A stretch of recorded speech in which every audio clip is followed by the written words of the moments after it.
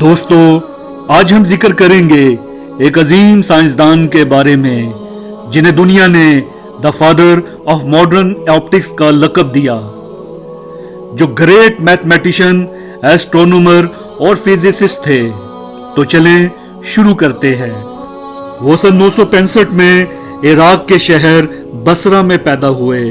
بصرہ علم اور ادب کا گہوارہ تھا۔ بنو عباس کی حکومت تھی۔ المقتدر خلیفہ تھا۔ مکتب میں ابتدائی تعلیم حاصل کی، علماء کی قربت اختیار کی اور دربار تک پہنچ گئے۔ خلیفہ نے انہیں وزیر بنا لیا۔ وہ مذہبی کشمکش کا دور تھا، فرقے بن رہے تھے، فرقے ٹوٹ رہے تھے۔ دجلہ اور فرات کے کنارے مناظرے ہوتے تھے اور مہینوں چلتے تھے۔ وہ اس افراتفری کو دیکھتے رہے اور ان کے دل میں خانقاہوں، مذہبی بحثوں اور فرقہ وارانہ چپکلش کے خلاف نفرت پیدا ہوتی رہی۔ وہ کوئی ایسا کام کرنا چاہتے تھے جس سے انسانیت کی خدمت بھی ہو اور رہتی دنیا تک ان کا نام بھی قائم رہے، مگر سسٹم موقع دینے کے لیے تیار نہیں تھا۔ وہ تنگ آ گئے اور ایک دن رخت سفر باندھا اور عراق سے ہمیشہ کے لیے مصر آ گئے۔ مصر میں اس وقت الحکم کی حکومت تھی۔ الحکم العزیز باللہ کے انتقال کے بعد 11 سال کی عمر میں بادشاہ بنا تھا۔ بادشاہ ایک عجیب و غریب شخص تھا۔ وہ بیک وقت دانشور بھی تھا اور سنکی بھی۔ اس نے دنیا بھر کے عالم اور سائنسدان مصر میں اکٹھے کر لیے، لیکن ساتھ ہی فوج کو ملک بھر کے کتے مارنے کا حکم دے دیا۔ وہ کتوں کی آواز سے الرجک تھا، اہلکاروں کو معمولی باتوں پر قتل کرا دیتا تھا۔ وہ قاہرہ پہنچے۔ الحکم نے اسے دریائے نیل پر ڈیم بنانے کی ذمہ داری سونپ دی۔ انجینئرز کی ٹیم بنائی اور نیل کے کنارے سفر شروع کر دیا۔ دریا کا جائزہ لیا اور وہ اس نتیجے پر پہنچے، ہمارے پاس کوئی ایسی ٹیکنالوجی نہیں ہم جس کے ذریعے اتنا بڑا ڈیم بنا سکیں۔ یہ منصوبہ مصر کو معاشی طور پر تباہ کر دے گا۔ وہ واپس دربار میں آئے اور اپنی ناکامی تسلیم کر لی۔ بادشاہ ناراض ہو گیا۔ بادشاہ کی ناراضی کا ایک ہی مطلب ہوتا ہے موت۔ بادشاہ نے اس کی گردن مارنے کا حکم دے دیا، لیکن وہ حکم کی بجا آوری سے پہلے اٹھا اور دیوانہ وار ناچنا شروع کر دیا۔ وہ ناچتا جاتا تھا اور اپنے کپڑے پھاڑتا جاتا تھا اور اول فول بھی بک رہا تھا۔ بادشاہ نے طبیب بلائے، طبیبوں نے اسے پاگل قرار دے دیا۔ بادشاہ نے اپنا فیصلہ واپس لیا اور اسے تا مرگ ہاؤس اریسٹ کی سزا دے دی۔ یوں وہ شخص جس نے آنے والے زمانے میں سائنس کا پورا قبلہ تبدیل کر دیا، جو نہ ہوتا تو شاید آج دنیا میں کیمرہ ہوتا، دوربین ہوتی، مائکروسکوپ ہوتی، اینک ہوتی اور نہ ہی آنکھ کا آپریشن ہوتا، اور یہ بھی ممکن تھا ہم آج تک روشنی اور سائے کے تمام بھیدوں سے ناواقف ہوتے، اور یہ بھی ہو سکتا تھا ہم آج بھی اس دور میں زندہ ہوتے جس میں انسان یہ سمجھتا تھا روشنی ہماری آنکھ سے نکلتی ہے، یہ باہر سے آنکھ میں داخل نہیں ہوتی، اور یہ بھی ہو سکتا تھا ہم آج بھی اندھوں کو خدائی سزاوار سمجھ کر آنکھوں کی بیماریوں کو ناقابل علاج سمجھ رہے ہوتے۔ ہم آج جہاں ہیں یہ سب اس کی محنت کا نتیجہ تھا۔ وہ ہمارا محسن تھا۔ ہم قصے کی طرف واپس آتے ہیں۔ بادشاہ کے حکم سے انہیں الازہر مسجد کے قریب گھر میں قید کر دیا گیا۔ انہوں نے خدا کا شکر ادا کیا اور اس چھوٹے سے گھر میں کام شروع کر دیا۔ وہ 1021 تک اس گھر میں قید رہے، یہاں تک کہ خلیفہ الحکم کا انتقال ہو گیا۔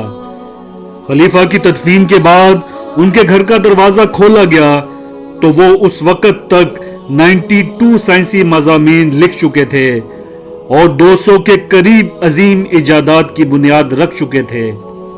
ان ایجادات میں 7 جلدوں پر مشتمل کتاب المناظر بک آف آپٹکس بھی شامل تھی، جس نے دنیا کو پہلی بار بتایا روشنی آنکھ میں باہر سے داخل ہوتی ہے، جس نے دنیا کو عدسے، آئینے، عکس، روشنی और रंगों की जादूगरी का खेल समझाया, जिसने दुनिया को बताया दूरबीन भी बनाई जा सकती है, जिसने बताया रोशनी सफर करती है और उसकी बाकायदा एक रफ्तार होती है, उसमें तवानाई के एटम होते हैं और ये एटम सीधे सफर करते हैं, और जिसने दुनिया को बताया कैमरा भी बनाया जा सकता है और आप मनाजिर को अपने पास महफूज भी रख सकते हैं।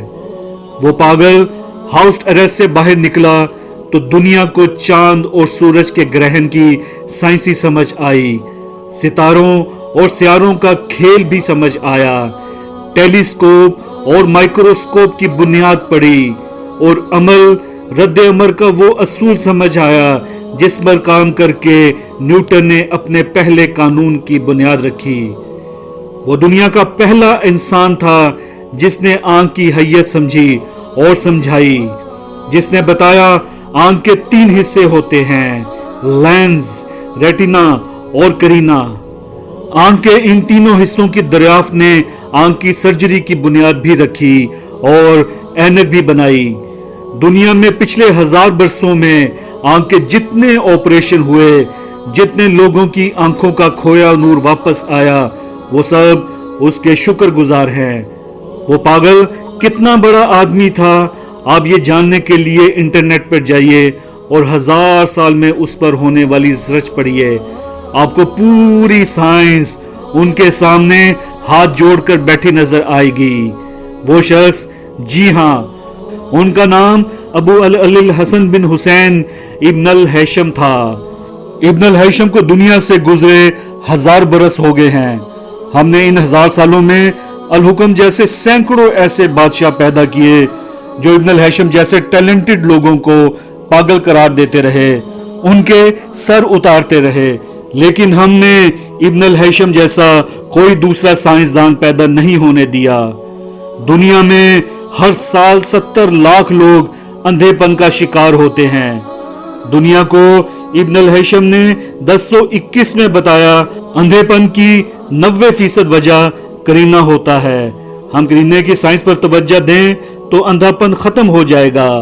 दुनिया 1000 साल से इब्न अल हैशम की लाइन पर काम कर रही है। यहाँ तक कि कुछ अरसा पहले चीन के एक साइंसदान ने मसनूई करीना इजाद कर लिया। ये एक अजीम साइंसी इजाद है।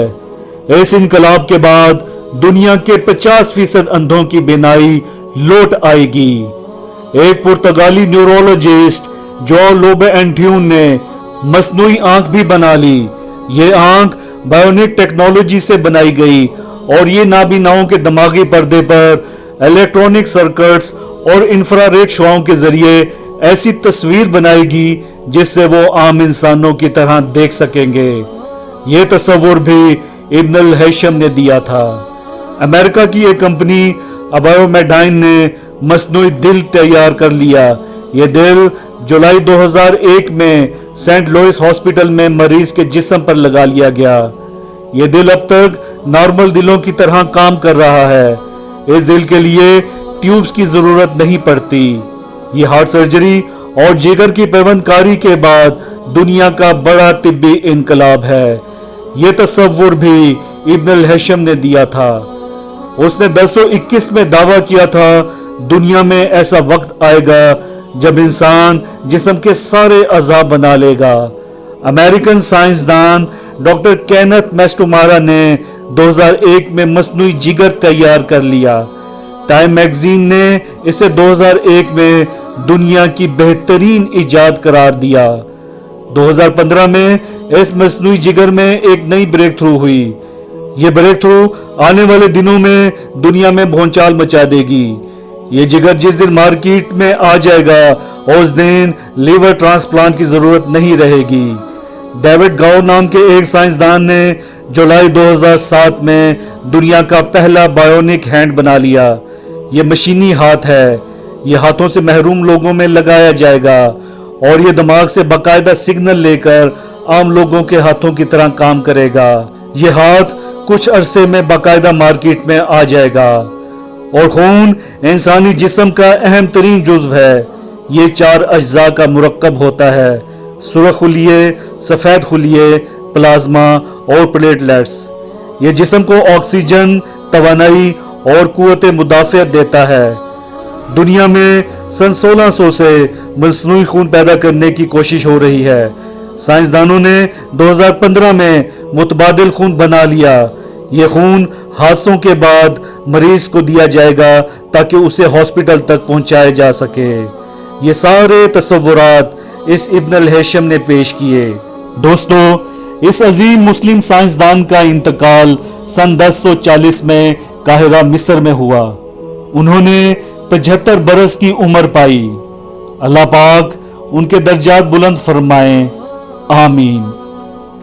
Hello, my name is Ehtisham गोरी, मोटिवेशनल स्पीकर और आपका दोस्त। एक मशहूर कौल है, इंसान तब मरता है जब सीखना छोड़ देता है। हमारे इस चैनल का मकसद इल्म और मालूमात को फैलाना और कुछ नया सीखना है। अगर आप भी इंटरेस्टेड हैं अपने इल्म में बेपनाह इजाफे में और कुछ नया सीखने में, तो इस चैनल के साथ एसोसिएट हो जाएं इसे सब्सक्राइब करके। और अगर आप फेसबुक पर देख रहे हैं तो अभी यूट्यूब ओपन करें, सर्च में टाइप करें एहतिशाम गोरी। चैनल को सब्सक्राइब करके बेल आइकन को प्रेस करें। शुक्रिया।